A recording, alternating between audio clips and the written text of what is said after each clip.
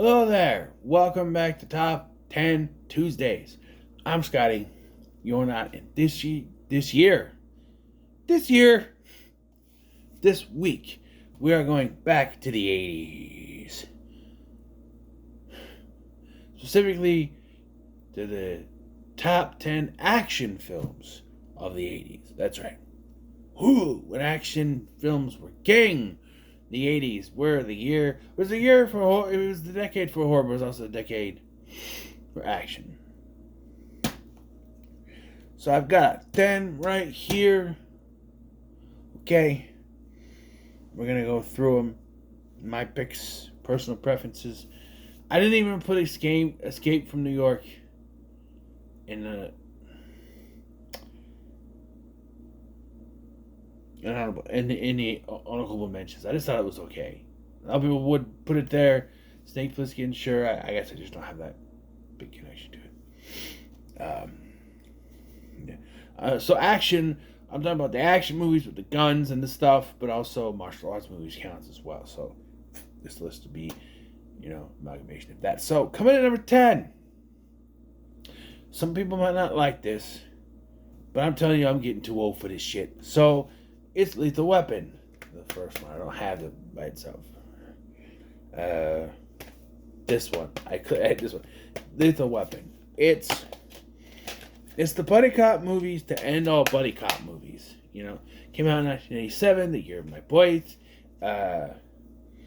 You got both. If you think about it, both of these guys are not in a very good place. Roger is very much close. Murtaugh is very close to retiring. He's feeling that. He's feeling it. He turns 50, despite the fact that Danny Glover was not 50 when he filmed this. And then you have on the other side Riggs, who is on suicide watch. Basically, he wants something to happen because of what happened to his wife, and so they kind of bring each other together.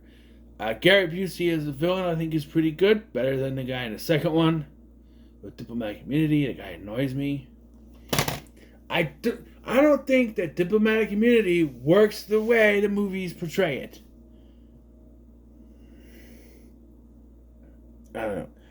But it's a fantastic action film.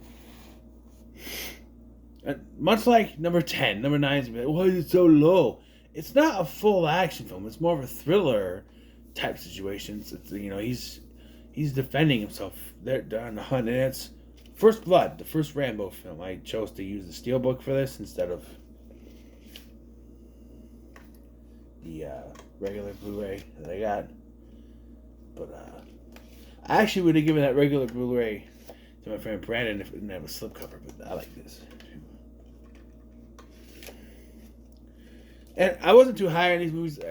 I tried to watch this movie so many times, and I would fall asleep. But I enjoy this now. I like it. I've seen it on TV several other times and just watched it. I did watch it one time when I was falling asleep, but yeah, I understand the movie now. It's the wartime. You're the only one left. People are treating you, and I guess I still don't fully understand. I wasn't around for Vietnam. So, I wasn't even born when this came. It came out in 82. I wasn't even born yet. I guess I don't know the whole Vietnam thing. Apparently they treated our vets very badly. But the first time I watched this, I'm just like, why are they treating him like shit? He's a war veteran. You should be treating him. I didn't realize what such a clusterfuck Vietnam was, but yeah. When it comes to number 8, I can't help but wonder what old Jack Burton would say at a time like this. Huh? Jack Burton. Me. That's right. Big Trouble in Little China. I count it as an action film. There's a little fantasy thrown in there, but yeah. I know a lot of people are down on this movie because but Kurt Russell's an idiot in this movie, but he's you don't understand the character then. He's the reluctant hero, and he's cocky of himself, but he can't back that up. So he's constantly slipping on stuff, falling down, getting knocked down, because he's a normal guy He acts all tough, like he's this big guy. He's got the muscles and everything. But at the end of it all, he's just a normal guy. And normal guys, they slip, they fall, they get knocked down, they get hit and knocked down. That's normal. And that's not what the typical action star is framed as. But John Carpenter went for that. Also, he's not really the lead. It's Dennis Young. His name's not on the thing.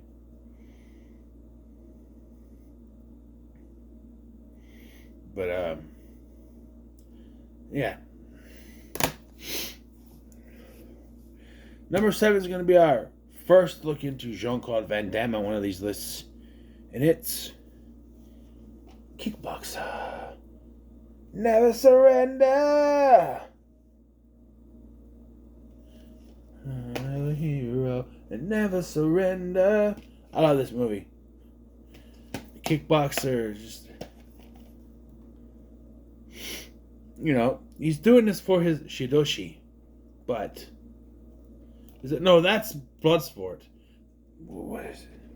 This is tongue pull, right? Tongue pull. I want tongue pull. Yeah.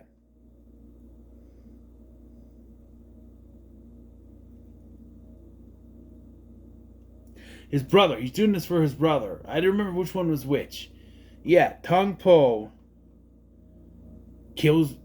Injures his brother. He doesn't kill him in this one.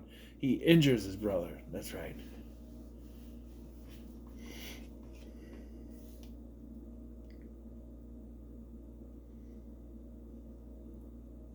But, yeah.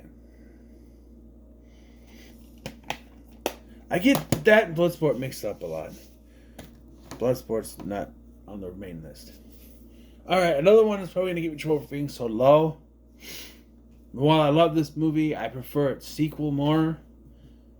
As a lot of people do, but number 6 is The Terminator. Yes, The Terminator, 1984. I remember the first time I watched this, got rented the VHS of this and T2 in the library and was watching it. I still remember that. Sarah Connor, yes. I'm like, shit, you did it. What? Huh? But then I was like, wait, that wasn't her. I'm like, wait, was that her? And then they cut to her. I'm like, no, what? I was just so confused that first time, but yeah. Kyle Reese, come with me if you want to live. So they play it up, but you know, I knew going in that Arnold was going to be the bad guy. Same thing with the sequel. You know, apparently trailers are on that too, but yeah.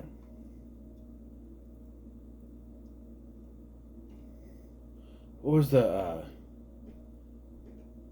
fuck you asshole? Yeah. But just a skosh better than this. And number 5, Commando. Yep. I like Commando better than Terminator. Yeah. So Commando, I can kind of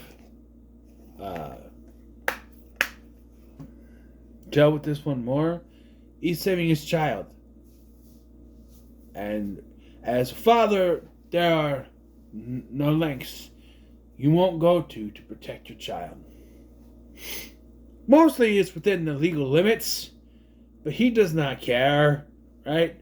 And I don't know, depending on how bad it was, if I would care. In the moment, I mean it's your child. That's your blood right there. So I get it. Remember something when I promised to kill you last? That's right, you did. I lied. Don't wake my friend. He's dead tired.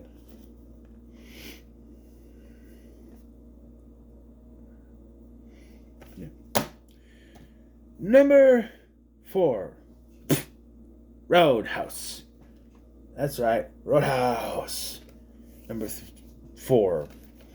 I thought, this is going to be number 2. Then I realized all the ones I had on this list, and I went, I can't do it. I love this movie. The dude rips out people's throats. I mean, they make a big deal about it, but you only really see it once, and that's later when the guy shows up and he fights. After he kills the guy that took him in, gave him the place to live. He's just like, that's enough. You killed my friend, you know. Yeah, Sam Elliott is good in this too. Too bad he had to die. Spoiler alert. Right there. That's what I'm talking about when he takes his throat out. Fighting shirtless, of course, because it's the 80s and the ladies need something to look at. Hey, the guys get something to look at too with the sex scene. I mean her. But yeah. Number 3. Robocop. Robocop, no. Robocop.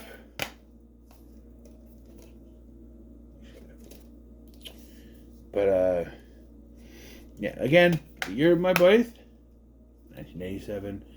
This movie, I love this movie. It was close, but the top 2 had to be the top 2. If you know me, you know what the top 2 are. Here's a hint. The thumbnail for this video, I've already showed you 2 of the movies in that list. So what do you think number 1 is? In that picture, the list, the picture. But yeah, just Paul Verhoeven, one of my favorite directors actually. This, Starship Troopers, Hollow Man, he's good. And he's good.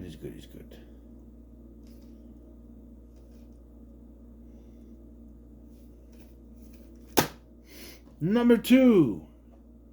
If it bleeds, we can kill it. Predator. Disc in there. Predator. Dylan! You son of a bitch. What's the matter? CIA got you pushing too many pencils? Ain't got time to bleed.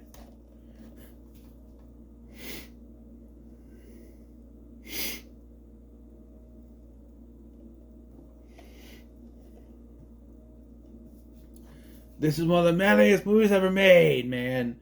Love Predator. Love Predator. Knock, knock. Just... Oh yeah, I forgot the line from Commando. Let off some steam, Bennett. Just... And the fact that they were going to have Van Damme in this and didn't, whether it was him or them, I know Van Damme was always highly thought of himself, you know, but you seem to have humbled down now. John McTiernan, who also directed the other movie that's number 1 on this list, gee. And Predator movies are hit and miss for me. I like Predator 2 fine. I don't care for Predators. I'm one of the very few that actually like The Predator. I thought Prey was just okay. And the upcoming ones, Predator Badlands looks alright. Although it feels like we're starting to lean towards Alien vs. Predator again. And I was okay with the other one. This isn't even animated. I'm like, okay, I'm interested. Then it's going straight to streaming. No, I'm actively against movies going direct to streaming, and I'll tell you why. We need to keep putting stuff in movie theaters. And I know I think, well, but it's not going to make that much. Okay. Well, then start telling the streaming services to put out physical media versions of these movies so that people who can't afford to pay for all these streaming services can go buy it. Like, to this day, totally killer movie. I'm not gonna lie to you guys, I haven't seen it. I used the dead meat kill count to do the review. And I've watched that one on repeat so many times, I don't have to think backwards and forwards by this point. But I would love a physical media version of that, so I actually watched the movie because it looks really good. Everything I've seen. But it's on Amazon Prime.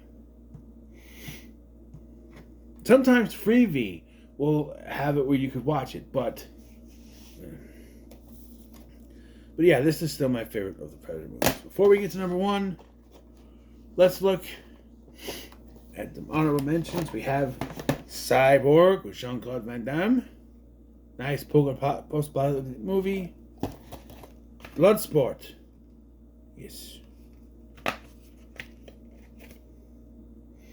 Fight for your life. That's that one. Midnight Run. I call it an action movie, right? Technically an action film, right? Crime. You're the disease. I'm the cure. Who cuts their pizza with scissors, by the way? Cobra. Yes. Which is an action movie, action thriller, and not a horror slasher film. Sorry.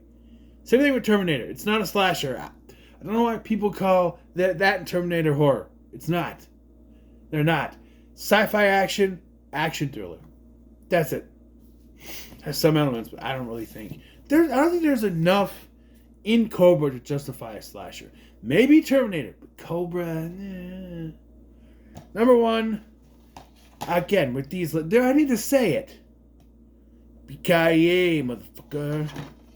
It's Die Hard. Of course it's Die Hard. What else would it be?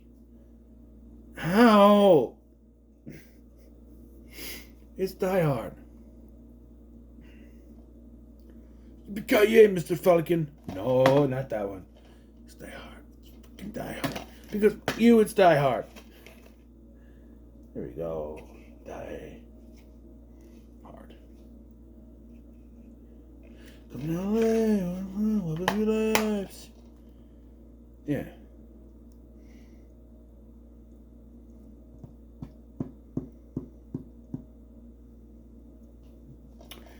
But what can I say about Die Hard? I haven't said already. I love this movie.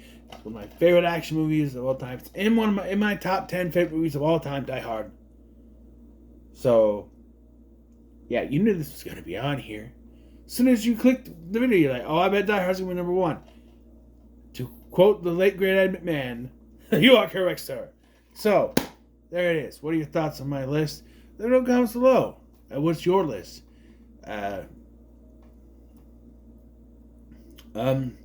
Yeah, so we did 80s action this week. And next week, I think maybe we'll do 90s action. Just to kind of go through there and see what that has for us. So until then, I'm Scotty. You're not. Thank you for watching. I've been Scotty. Thank you for watching. I've been Scotty, and I'll see you in the next one. God damn.